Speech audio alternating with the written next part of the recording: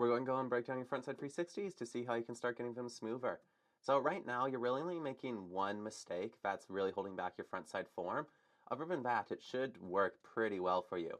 That mistake is your takeoff right here. See how as you're going and snapping the spin, your upper body is super extended and it's really disconnected from your lower body? This is making it so you need to utilize something called counter rotation. See right here how you're going and having your legs rotate independently to your upper body? This is what's making it so you're aligned, not able to lead with your upper body, and not able to hold the spot, and that's why you're landing looking out forward. The reason why this is problematic is, first of all, it doesn't give you a clear sense of where you are in the air. It doesn't let you go and fully utilize your body to go and stabilize, and if you land looking out this way, it's not going to really tell you where you're at, because you're not looking where you're riding, you're not looking at the snow, so this is going to be a really hard, unstable position to ride away from, and that's why you're getting sort of washed out and not able to fully kill your momentum. When we go and look at the 5, the same thing that's happening is what's happening on the 3. You're going and snapping your upper body, and because you're going and snapping your upper body a little bit too early, you're needing to hold this position.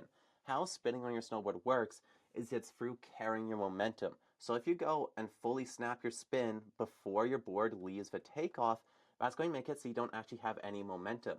If you're not generating momentum and taking momentum off the lip, the only way you can get your rotation around is through counter rotation, and that's exactly what's happening here.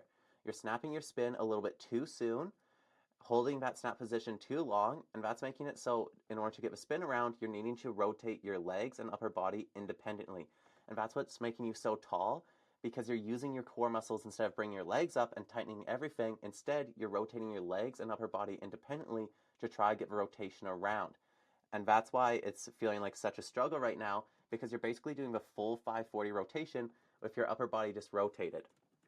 Here, we can see that your chest is really open, and it's opened a little bit too much. This is making it so your core is disconnected from your legs, and when that happens, you need to use that counter rotation, and we can really see it being used because your core is straight, your legs are straight, and when you go and bring it around, your arm comes in line and your shoulder is going over.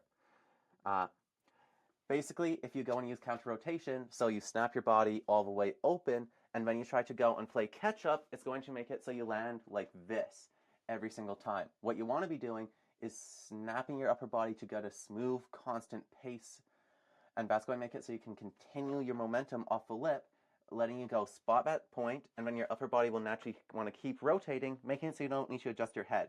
But if you go and rotate your upper body like this, and then try to pop the spin around, you gotta do this, what's really gonna elongate you. So now we're going to go and check a little example of one of my frontside 360s, and that should give you the rest of the information you need to go and make these changes. Because you have good power, good control, and because of that, you don't need to be working nearly as hard on frontside 360. You have everything you need to be doing this trick. It's not a power issue, it's just the fact that you're not utilizing your momentum, making it a lot harder than it needs to be.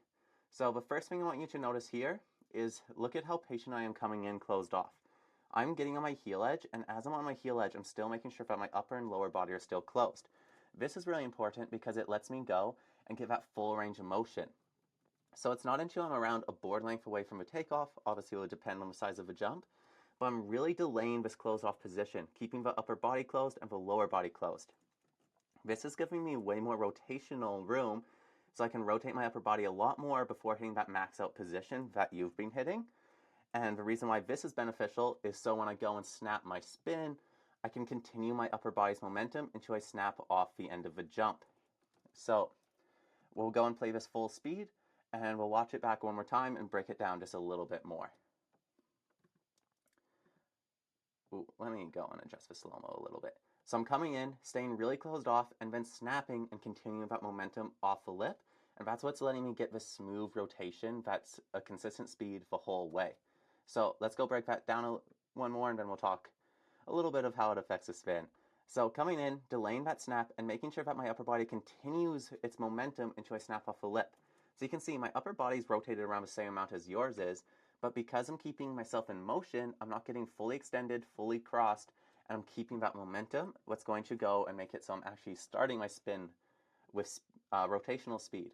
That makes it so I can just pull in for the grab and use those muscles instead of trying to go and generate rotation. Instead, just use them to bring up my legs.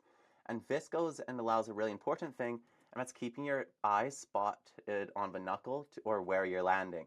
Having your eyes spot at that point lets you land looking back uphill. The reason why this uphill landing is so important is first, it lets you get a good gauge of where you are in the air, letting you control your spin more, but you can't do if you look over and around your shoulder. And the next part that's really useful is it makes it so you have room to disperse your rotational energy. See how my upper body goes and keeps rotating as my legs dig in? This is killing my rotation, and that's what's letting me stay on my toes and stay holding that edge as I finish the spin.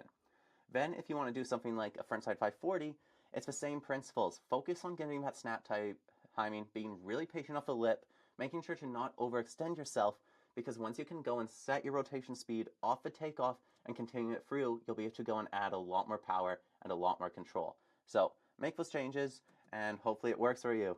I really think that if you get this, it'll get you sorted. So yeah, let me know how it goes.